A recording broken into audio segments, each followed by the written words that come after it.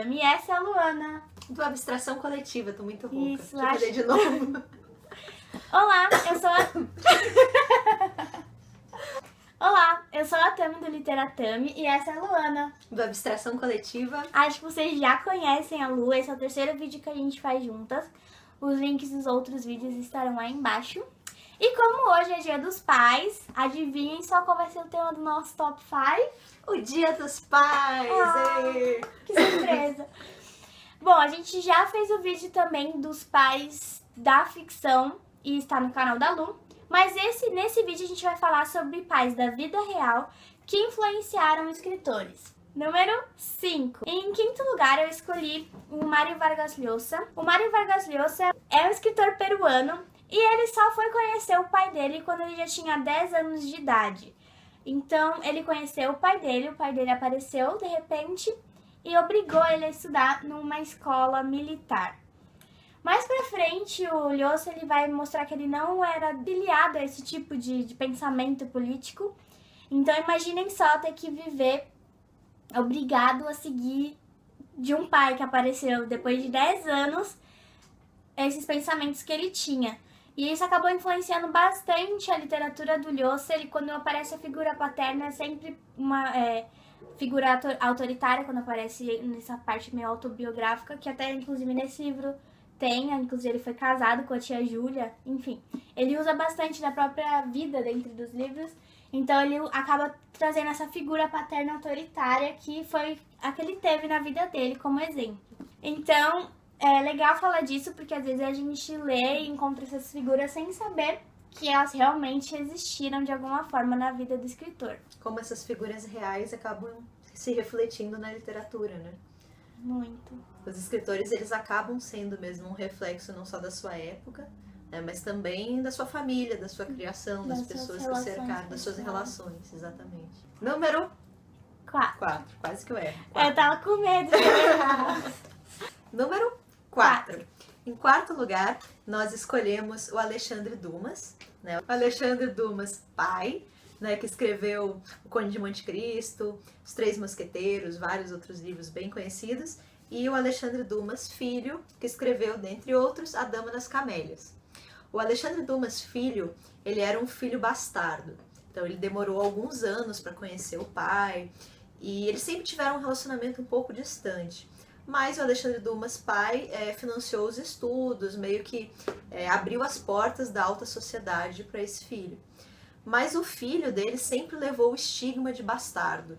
Isso naquela época era algo muito sério. Então ele nunca foi totalmente aceito por aquela sociedade.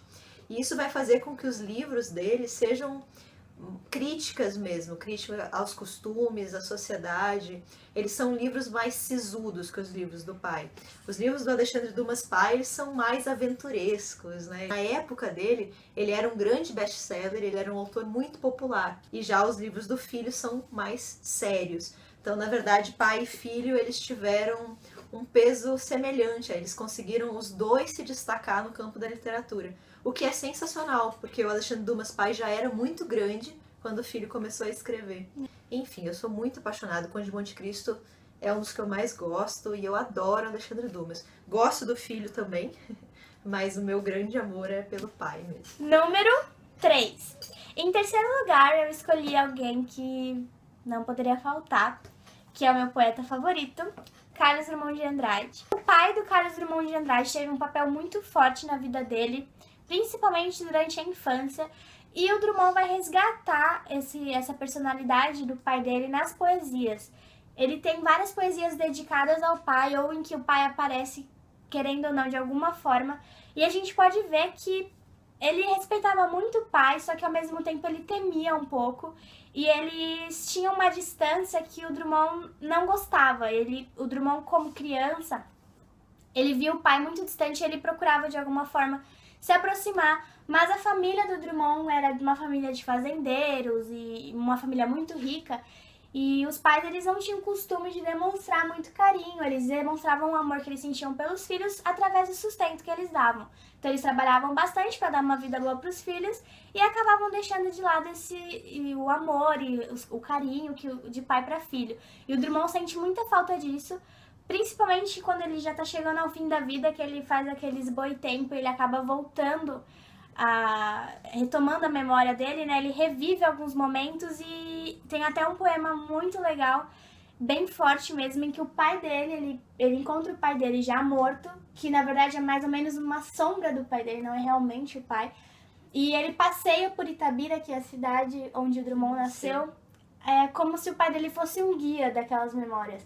Isso é muito forte, porque mesmo que eles não tenham tido, arrepia, mesmo que eles não tenham tido uma relação assim muito próxima, a gente vê como foi importante o papel do pai do Drummond na vida dele, principalmente na sua obra poética, em como ele se formou como homem, e é incrível estudar isso dentro da poesia dele, é uma coisa muito linda, e eu acho que não poderia faltar esse pai que influenciou tanto um dos maiores poetas brasileiros. Muito amor. Muito amor, gente. Número 2. Falar agora de dois dos meus escritores favoritos, também é uma relação de pai e filho em que ambos são escritores. E eles são o Érico Veríssimo, autor, dentre outras coisas, da série O Tempo e o Vento, e o Luiz Fernando Veríssimo. Do Luiz Fernando Veríssimo eu trouxe aqui o Ed Morte, porque é o meu livro favorito dele. O Érico é um escritor mais clássico, né? Ele escreveu a série O Tempo e o Vento, Incidente Antares, outros livros, Clarissa. E, enfim, é um autor que eu já falei bastante no meu canal, sou super apaixonada por ele. Então, gente, assista um vídeo dela sobre essa série. Foi o melhor vídeo, e o melhor vídeo que eu já vi sobre a série. É incrível, e foi por isso que eu comecei a seguir o canal da Lu e a gente virou amiga, enfim. O Érico Veríssimo me deu amigos. É um escritor que eu gosto muito, enfim. E aí ele teve um filho, o filho é o Luiz Fernando Veríssimo. E assim, o Luiz Fernando Veríssimo é um autor de muito sucesso também. Ele é um dos autores contemporâneos de maior sucesso, eu acredito. Eles escrevem coisas diferentes, né? O Luiz Fernando ele é mais conhecido pelas crônicas, ele escreve muito em jornal. Tem muito humor, né? Tem muito humor, os livros dele são bem voltados para o humor. Ele escreve maravilhosamente bem. E eu gosto muito dos dois, assim, sou realmente apaixonada pelo Luiz Fernando Veríssimo, muito. Eu acho que os tons deles são diferentes. Claro que tem algumas semelhanças, mas são outras atmosferas os livros, né? Eu sinto isso. Eu acho que eu me identifico um pouco mais com o Érico. Mas, assim, eu acho que para o gênero de crônica, no Brasil, Luiz Fernando Veríssimo é um dos maiores nomes, sem dúvida. E é muito lindo ver entrevistas do Luiz Fernando Veríssimo falando sobre o pai. Ele sempre, assim, ele é um cara, não sei se vocês já viram uma entrevista dele, mas ele é muito tímido, ele é muito retraído, ele tem muita dificuldade de se expressar. Estranho, né? Um cara que pelas crônicas é tão desenvolto, mas para falar em público ele é bem retraído. E ele sempre fica muito emocionado quando ele fala do pai. Então eles tinham uma relação muito próxima, uma história que eu adoro, gosto de ambos os escritores. E acho que o Luiz Fernando Veríssimo também conseguiu sair da sombra do pai. Número 1. Em primeiro lugar, a gente tem o Kafka, porque a gente tem uma carta que ele escreveu ao pai dele que foi publicada. Então vocês podem imaginar o quanto a figura do pai não influenciou a vida dele. Esse livro, gente, é muito pesado. Assim, eu tenho uma relação muito boa com meu pai, então não foi uma coisa assim que tenha mexido muito comigo. Mas a gente consegue ver aqui o próprio Kafka, ele se abre com o pai dele, ele desabafa numa carta de 100 páginas sobre o comportamento que o pai dele tinha como uma pessoa autoritária e que ele acabava tirando muito sarro do Kafka e das irmãs do Kafka.